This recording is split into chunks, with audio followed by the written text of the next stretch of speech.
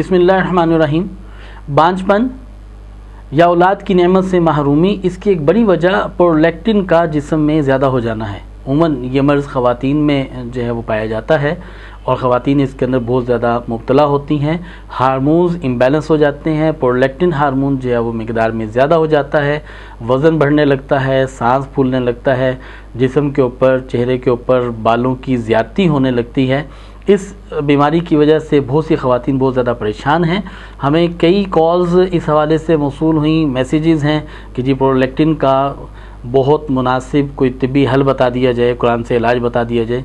सूरह मरियम की तिलावत करने से प्रोलैक्टिन जो है वो कंट्रोल होता है, बैलेंस होता है।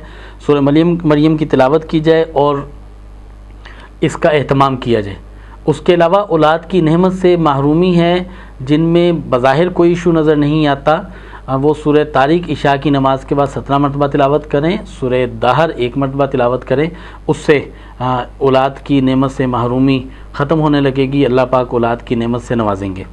प्रोलैक्टिन को कंट्रोल करने के लिए और प्रोलैक्टिन से प्रॉपर इलाज के लिए तिब्ब नबवी से जो नुस्खा है वो हम आपकी खिदमत में पेश करते हैं।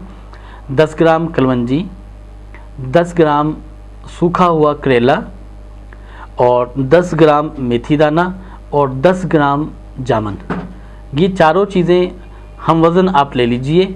इन चारों चीज़ों को पीस लें, ग्राइंड कर लें और ग्राइंड करने के बाद 1 चाय का चम्मच 1.5 कप पानी में पका लें। जब ये 1 कप रह जाए तो ये चाय का चम्मच सुबह खाली, चाय का 1 कप सुबह खाली पेट जो है वो पी लिया जाए। ये प्रोलैक्टिन को कंट्रोल करेगा, वेट को कंट्रोल करेगा, सांस फूलने की शिकायत को कंट्रोल करेगा, ब्लड प्रेशर को कंट्रोल करेगा।